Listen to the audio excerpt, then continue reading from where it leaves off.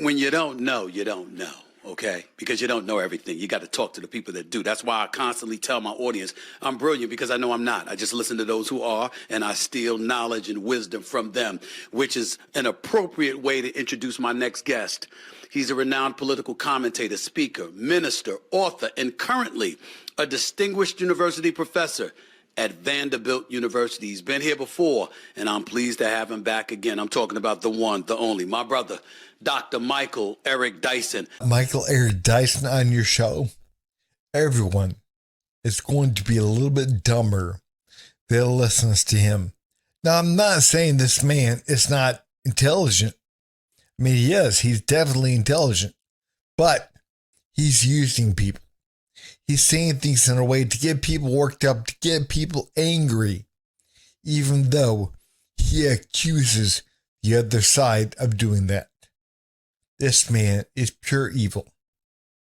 Dr. Dyson, I got to get into something that's obviously a serious topic of discussion. I showed you a tweet from Ron DeSantis a few minutes ago. He sent out on Friday where he said he hopes other states follow Florida's lead in eliminating DEI, diversity, equity, inclusion, before this bill was even passed last summer. Right. He went as far as to say DEI is, quote, better viewed as standing for discrimination, exclusion, and indoctrination, and that it has no place in our public institutions. When you hear that, your reaction? Well, it's utterly ridiculous. It's ahistorical. This is why this governor has been at the helm, leading the charge to de-emphasize history. I thought right-wing conservatives, to their credit, were invested in history. I thought conservative politicians wanted to keep the government out of people's bedrooms, out of their schoolrooms, to allow the process of education to occur organically. And yet here is a governor trying to ban books, trying to keep at bay history about African-American people, trying to politicize advanced placement in terms of African-American studies, not just African-American history, but African-American studies, demonizing and stigmatizing the very open inquiry that should be the hallmark and the benchmark of education. So the reason DEI exists in the first place, not perfect by any means, but certainly a powerful measure to remedy what's the opposite of diversity? Homogenization. What's the opposite of equity? Inequality. I'm going to stop you right there. The opposite of equity is equality. And again, you can't have equality when you have equity. You can't. It's not possible. Because again, what you're trying to do is you're trying to artificially lift up people instead of just making things equal and leaving it alone. And again, if people, they want to and they're able to get above, get up, do what they have to do to become something better, to become something great, they will. Naturally. That will happen. Doesn't matter what you are. Male, female, white, black. Doesn't matter. But again, if you're artificially propping up certain people because of the color of their skin, what you're saying and what you're doing is actually not equality. That is what equity is. You're saying, these people, they can't do it on their own. So again, they had to be propped up. They had to be propped up. And again, you're talking about things in the past that happened. You can't remedy the past by current discrimination. That's something you can't do. Now, again, you can try to convince people, and you're doing a good job. People like you. You're doing a good job convincing others. And then again, the way to make things equal is to make things unequal. Because that's what you're doing. DEI exists because of the history of bigotry, white supremacy, the resistance to the inclusion of African-American people. Without DEI, Michael Jordan wouldn't have been what he was on the basketball court because he would have been excluded. And Stephen A. Smith couldn't be the king of media right now because he would have been written out of the laws that permitted him to do so. So when I hear Governor DeSantis, I hear a man who is typical of what happened after enslavement, after slavery, when Reconstruction happened. The biggest voices claiming that giving any sense of support to African American people were those conservative brothers and sisters from the Confederate who were incapable of acknowledging we got to share the tools of life, the toys of life in the sandlot and the sandbox of life with others we have historically denied. I'm afraid Governor DeSantis is following in their footsteps.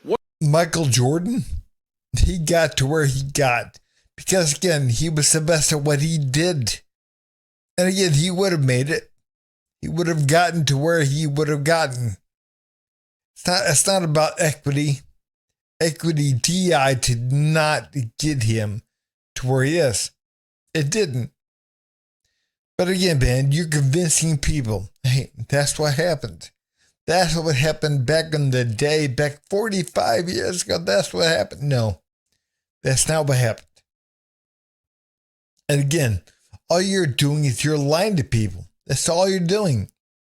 You're telling people, hey, Stephen A. Smith, he wouldn't have made it because the laws excluded him. What laws? What laws excluded Stephen Smith because he's black? None. And again, man, you can say whatever you want to say, but you're lying to people. And people are starting to wake up. They're starting to get it. Oh, I'm making everything equal by making things unequal. That is what you're doing. And again, man, nobody is excluding anyone. Unless you have DEI, then actually what you're doing is excluding people. That is what you're doing. That is DEI. You're propping up certain people above others that may score better or do better.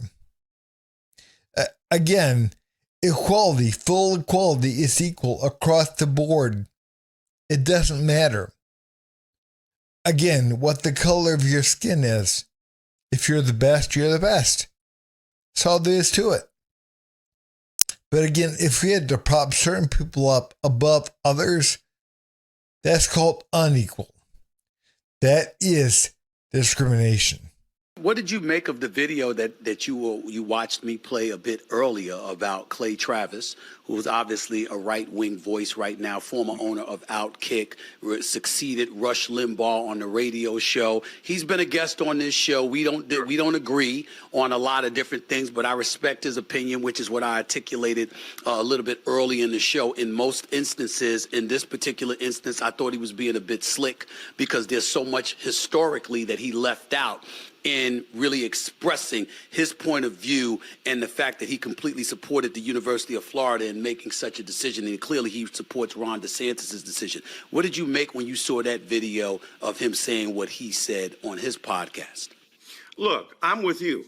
I appreciate people who articulate their viewpoints with equanimity and poise and can do so, even if I dramatically disagree with him. So I can dig Clay in that sense, or Charlie Arnold. I respect their flow, as it were. But it's so ahistorical. First of all, when Mr. Travis said that he's against identity politics, bruh, who is the bigger purveyor of identity politics than the history of white brothers and sisters in this nation? Not individually, as a culture. When he says he's against identity politics don't become a threat, don't become an issue until the majority identity is threatened or in some way joined by other identities. There's no need to rail against identity politics when your identity is seen as normative, is seen as the thing that everybody must appeal to universally. I've heard you before refer to grown white men as white boys. Again, could you imagine that the other way around? Of course not. Of course not, because again, you wouldn't hear it. You would not hear it. But again, it's okay that way. It's okay. But a white man can't call a black man a black boy. They can't do it because, again, that would be seen as racist.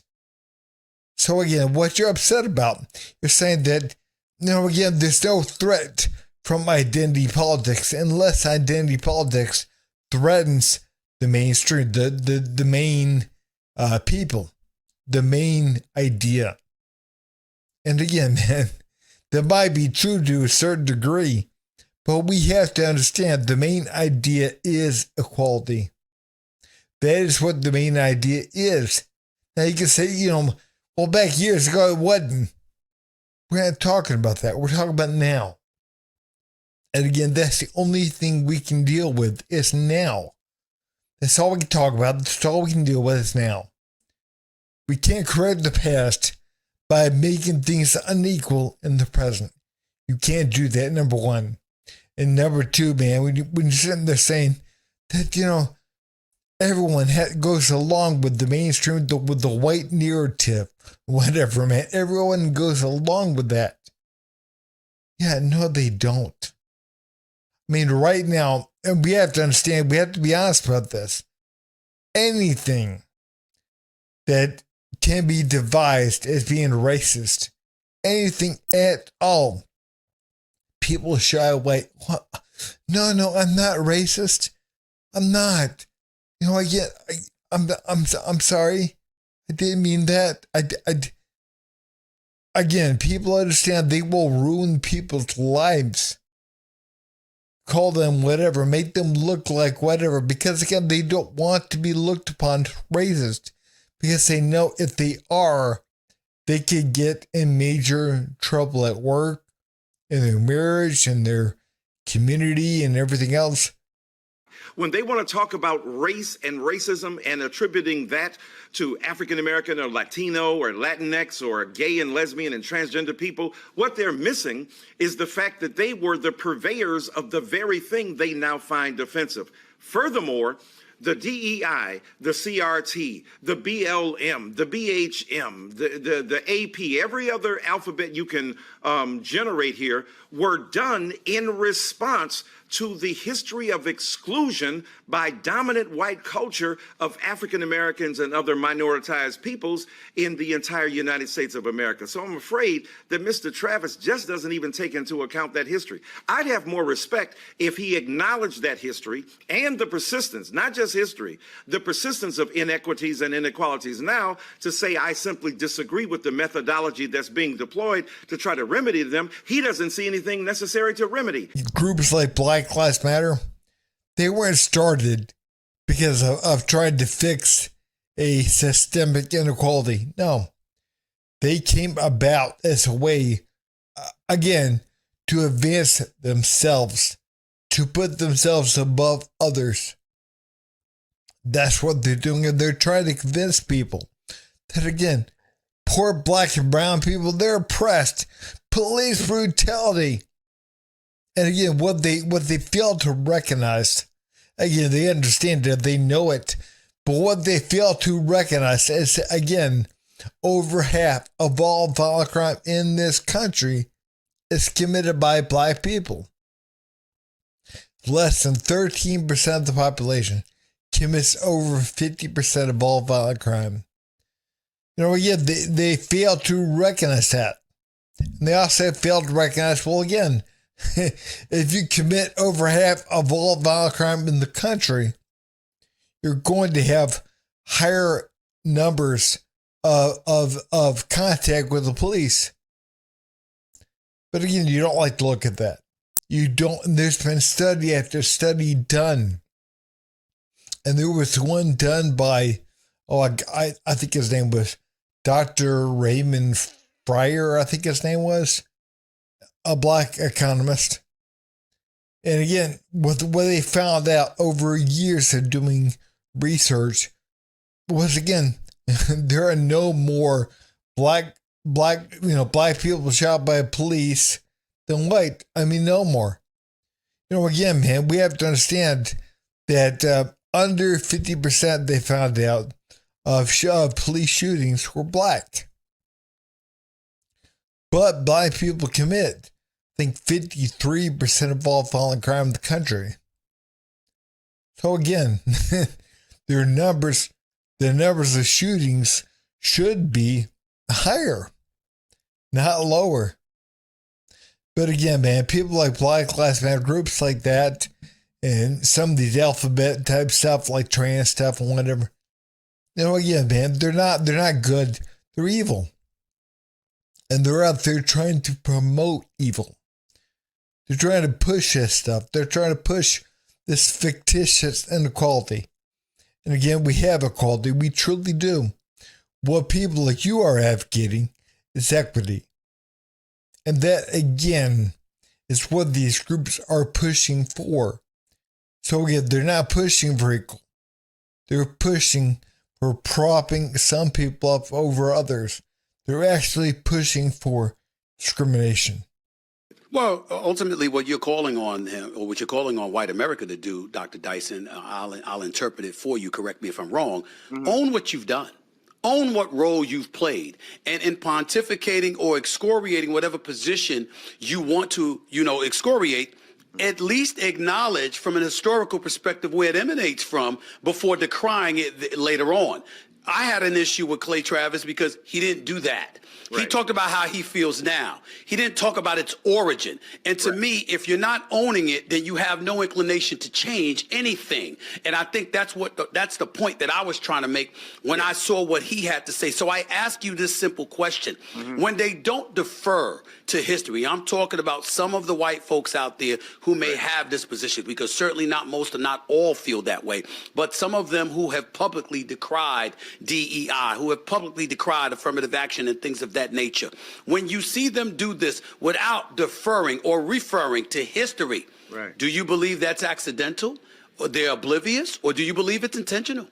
Oh, it's quite intentional. You can't be as smart as Clay Travis is. And he talked on that podcast about all the businesses he was generating and how he sold Outkick and so on and so forth. So we know Clay is a smart guy. We know he's capable of understanding what's going on. You're denying the legitimacy of it deliberately. You're living in what Gore Vidal, the late great writer, called the United States of amnesia. Again, you're saying that the white people, because of the color of their skin, they need to feel bad. They need to feel bad for what they have done. And again, man, you don't need to feel bad for anything that you haven't personally done, that you haven't personally had a hand in. Man, again, I was born in the 1970s. I'm middle-aged. And majority of people on YouTube, they're younger. So if I didn't have a hand in it, they definitely didn't have a hand in it. But again, what they're doing is they're pushing division. They're pushing hate. That's all Stephen A. Smith and Michael Eric Dyson, that's what they're doing. They're pushing hate. Hate people, hate the white man. The white man, he has been keeping you down. No, that's not true. Not even close to being true. I mean, again, I think all of us, we have to recognize that things happened in the past. And again, I think everyone does. They recognize it. But again, they want to beat you over the head with it. You didn't do it, but they want to beat you over the head with it. All you can ever have is full equality under the law, which we have, which we've had for years and years and years. But again, what they want to do and what they're doing is they're saying, hey, look, there are less black people. There aren't enough black people here. There aren't enough women here. There aren't enough whatever here. So again, what we're going to do is we're going to artificially boost certain people up over others, even if they score lower, even if they have less experience. We're going to prop them up because of the color of their skin or their sex. We're going to prop them up. And again, that's wrong. That is discrimination.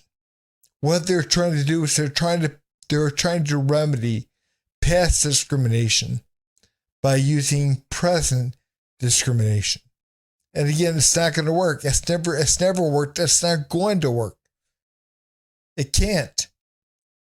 Again, you can't do evil to try to correct evil that happened in the past. You can't do it. And again, what you're trying to do is you're trying to hold certain people accountable because of the color of their skin. You're trying to hold them accountable.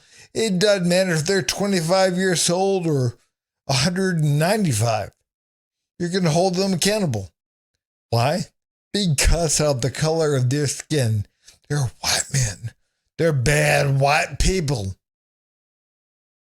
And again, right now we have to bow down to the black and brown. No, we don't. Everyone's equal. And that's the way it should be. And again, if you're advocating DEI, if you're advocating equity, you're advocating inequality. That's all there is to it. You're saying discrimination is good. But guys, if you would, please like, subscribe, and leave a comment down below. Thanks.